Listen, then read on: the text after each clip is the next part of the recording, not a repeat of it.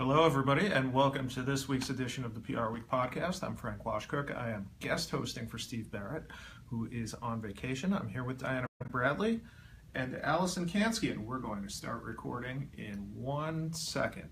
So, Perry, whenever you give me the signal, Good. Good to go?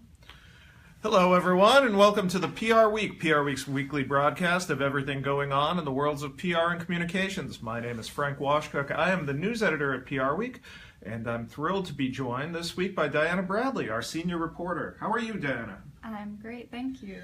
And also here with us is Allison Kansky, who covers healthcare and public affairs, and I'm told has a dynamite story she's working on right now about FEMA's reputation.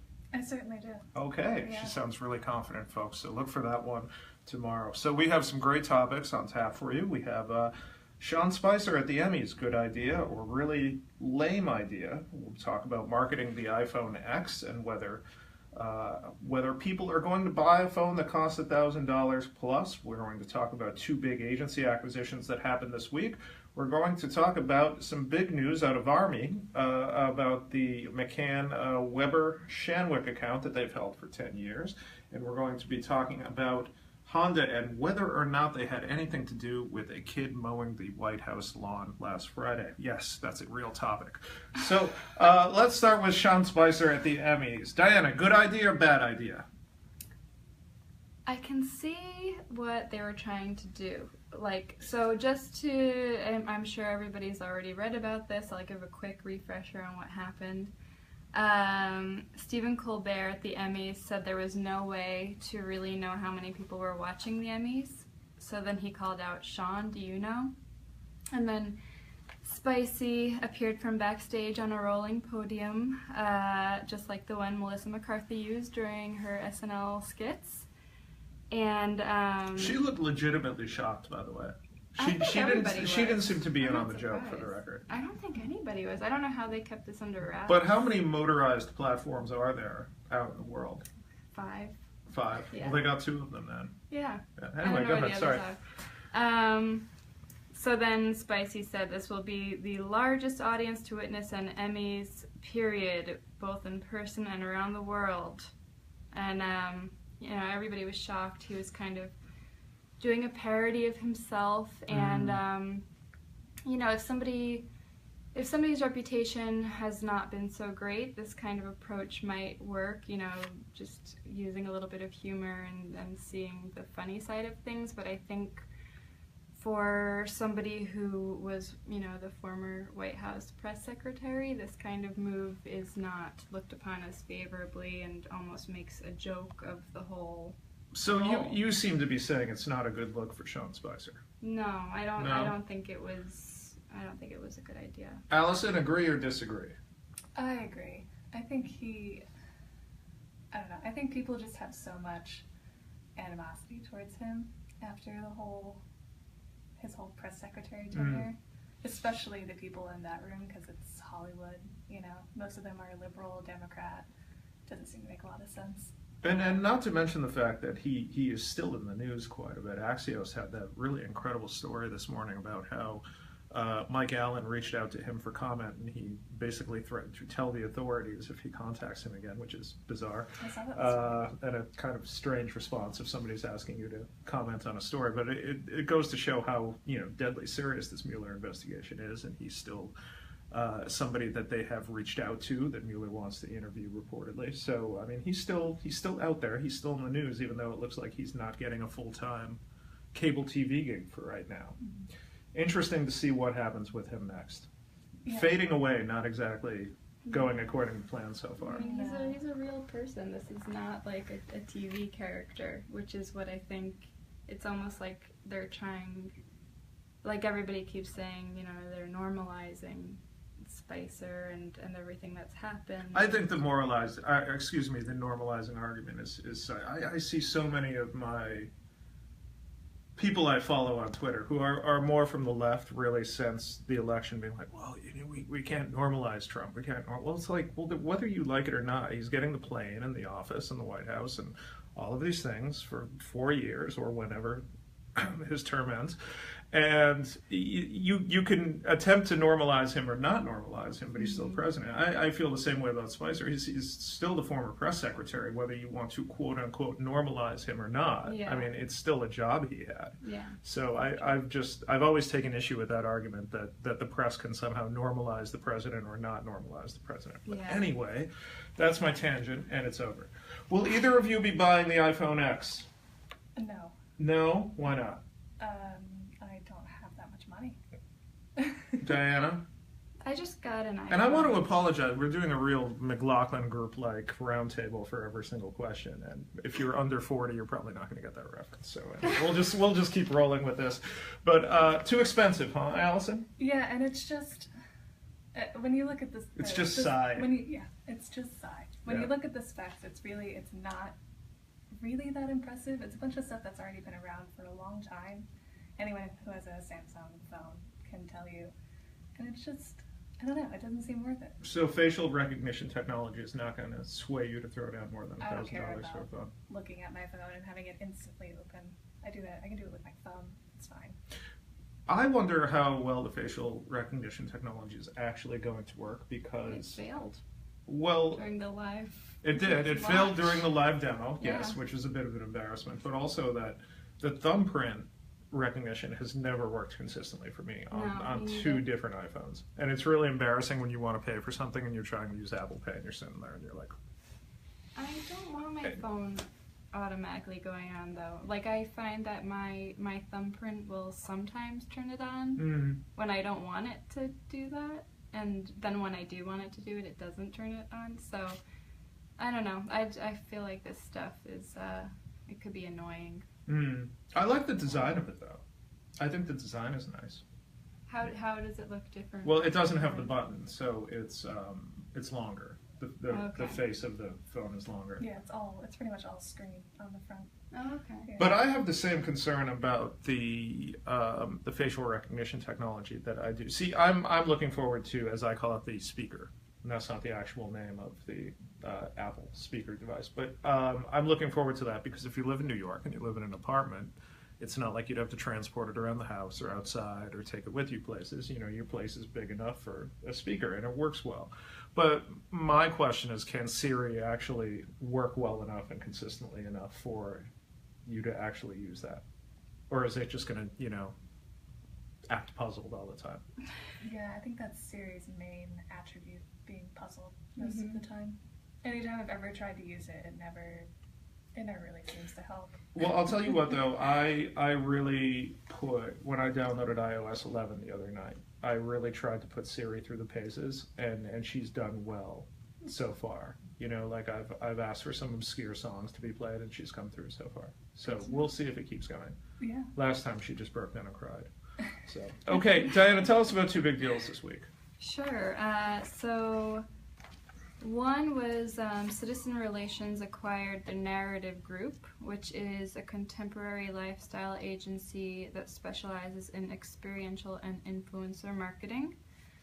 It's based in New York and Hollywood, and it will continue to use its own brand and be led by co-founders Jackie Lynn Brockman and Stacy Huser.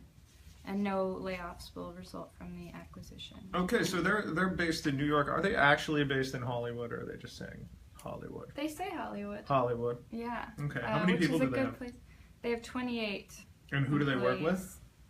They work with McDonald's, General Motors, Landry's, which is like a restaurant company, and Pernod Ricard.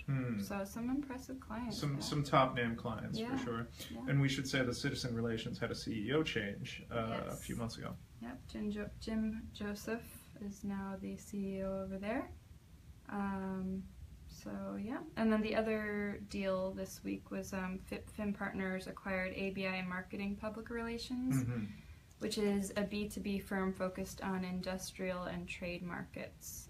Alan Isaacson, founder and CEO of ABI, will assume the title of managing partner at ABI, a Fin Partners company, and ABI will retain its brand for 2 years, then switch to the Fin Partners brand. Okay, so a bit of a mini trend here, and that there was a buzz around the industry that you weren't going to see too many big acquisitions anymore because they were all taken, and so now we're seeing perhaps some smaller to mid-sized firms getting picked up. What are your initial thoughts having covered these two deals? I mean, they make sense for both of these particular agencies and the areas that they want to expand into. Citizen Relations wants to do more with experiential marketing, so it sounds like the Narrative Group has it down in that area. Like they, sorry, I don't know what That's I was okay. trying to go for with that. It's okay. Trying to get down with the kids there. I don't know. Down with the kids. I don't know what I'm even talking about right now. This Okay. is just getting awkward. And Yes, then, we've been drinking for I'm hours. sorry. Clearly. Yeah, Anyway. coffee. And then the other one just made sense. They want to expand. Finn Partners wants to expand internationally, and ABI has a couple of offices in the All right. country. So. Okay. Yes, and we're going to be keeping an eye out for future deals like this, obviously. Yes. Okay. Allison, tell us a little bit about Army and the Okay, Army account. it's quite a tale.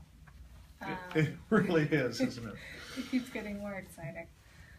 So, it started off earlier this year when the Army issued a RFP for advertising and marketing. Mm-hmm. That was January. And McCann has been working with the Army for more than a decade. It's been like 12 years or something. And obviously they want that business again, so they pitched it. And then There's a big price tag, we should say. Oh yes, you're right. Right. It could be worth up to $4 billion.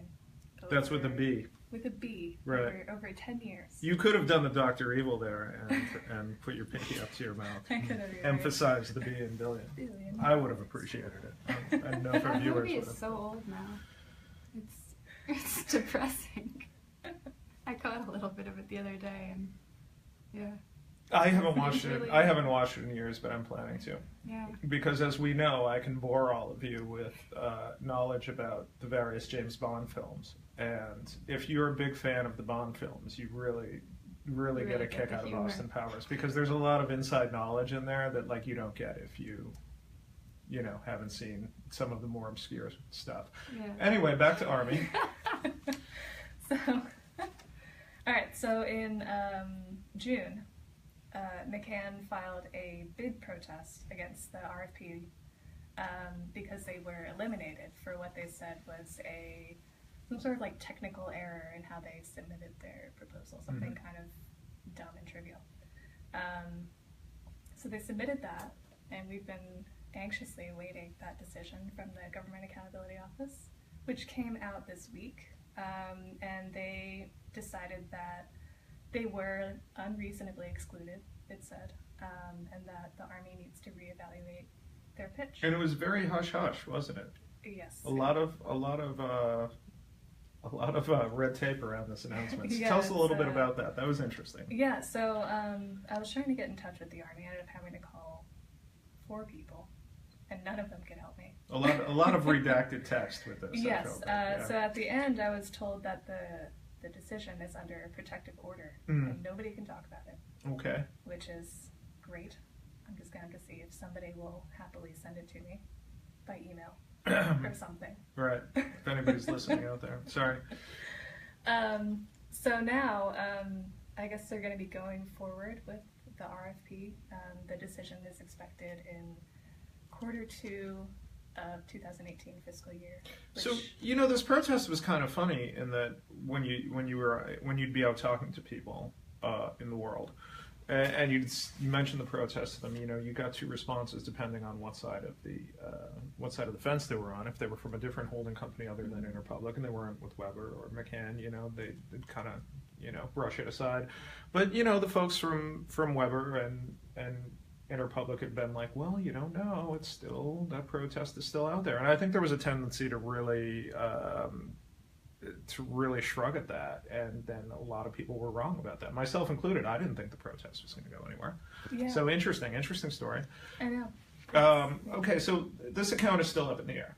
It definitely is. Right. Okay. And we know that there are a few holding companies that have teams ready that are out there. So interesting to see where this is going to go. Yeah, I believe Omnicom and WPP are also on the pitch. And we've also, I mean, it's going to be really interesting given the current populist political climate to think about what would happen if WPP were to win it. And of course, they're London-based, whereas the other two are New York-based. So that's something to think about. I don't want to speculate anymore since I was wrong about the protest, but that's it's an interesting scenario to think about going forward. And you wonder how much that's going to be considered within the process. Yeah, and I think something else to consider is that the Army has given McCann a couple of extensions. Right. So just from that, it almost seems like they want to keep them around, you know, giving them a couple of extensions like that. I don't know, it gives the impression that they do like what they're doing. Okay. So that's just my thought. All right, good deal. Thank you for the insight on that. Okay, so now the story you've all been waiting for. Diana, tell us a little bit about Honda, and this is what my notes say, Honda and the White House Lawnmower Kid. Okay, that is not the name of a comic book superhero. We're going back to last Friday here. Yes, Frank, you were actually trending on social media. So this... Which is the last thing the world needs in any way at all. That's true. Yeah, it is. There was, Goulet. This was a very, very... It was a little bit bizarre, this story. It just came out of nowhere last Friday, but there was an 11-year-old boy, Frank Giacchio, I believe is how you pronounce his last name. I hope you didn't butcher his name. I'm sorry, Frank. But he was mowing the White House lawn. Why was he mowing the White House lawn? He has his own lawn mowing business. The kid does? Yes, the kid does. He's 11 though. Yeah, he's how much time does he have to be mowing and, lawns? Probably more time than adults. Yeah, probably more time than any of us anyway. And so he had written a letter to Trump, I guess, earlier in the year, just saying that he wanted to mow the White House lawn. Okay.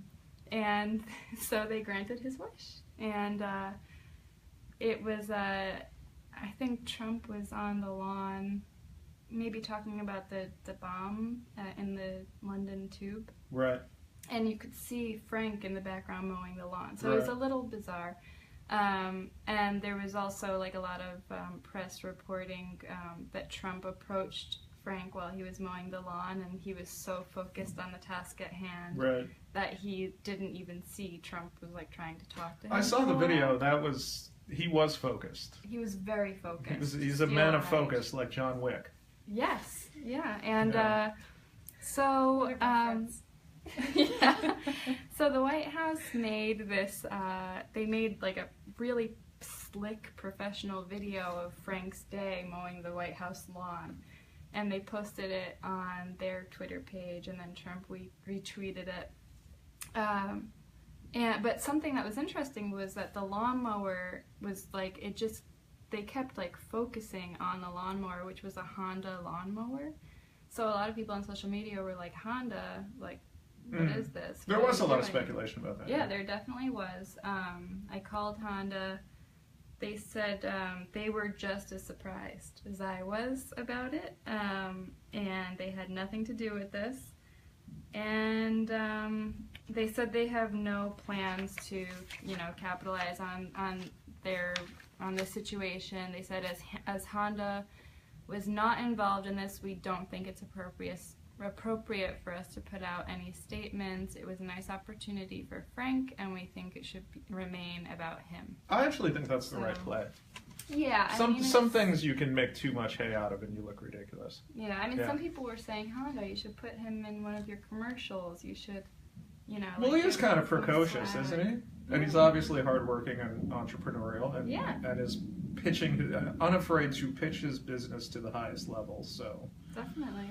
There's that. So good for him. Yeah, it was a very interesting little story that just came out. And it was kind of goofy and awkward and all of that. But, and then there was this kind of backlash to it on Twitter that was the sense of, who's this child labor? And it's like, get over yourselves. Yeah. Anyway. Okay. Allison, before we adjourn, why don't you give our listeners a little bit of a sneak peek on the story you're working on for tomorrow about FEMA and how they communicate disasters, but specifically hurricanes in this case, because there have been so many recently. And if you look at the devastation in Puerto Rico from this week, it's obviously something that's kept them very busy. So tell us a little bit about that. Yeah, so I was able to talk to the Director of External Affairs at FEMA, which was awesome. And she was just telling me how much they focus on making sure that every single person they talk to, from like Congress to the press to private sector to everybody, has the exact same message.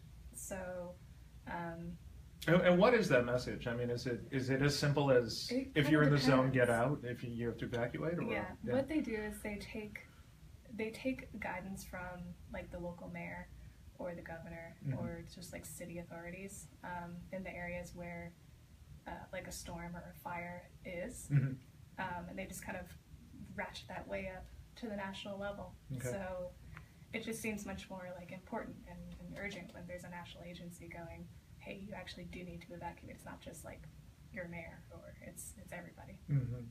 And you talked to some former White House people, some former government communicators. What do they say about it? They all seem really impressed with FEMA. They were all telling me that it's quite a turnaround for them if you consider where FEMA's reputation was after Katrina. Absolutely, yeah. It's they say that they have a very rigid plan in place to kind of make sure everything runs really smoothly afterwards, and it works pretty much all the time. Katrina was kind of the oddball of. And they learned lessons from it. I'm trying to remember what she told me, what they learned. That they need to open up the pipeline of speaking to the press to get information to the public. Interesting. All right, folks, look for that story tomorrow. I'd like to tell you that's about all the time we have this week on the PR Week, but the truth is we're about to get kicked out of the studio, so we have to leave. My name is Frank Washcook. I'm the news editor of PR Week. Diana, thank you for joining us. Thank you. Allison, thanks for coming on short notice. Thank you. And Perry, the man behind the scenes here, thanks very much. Have a good week.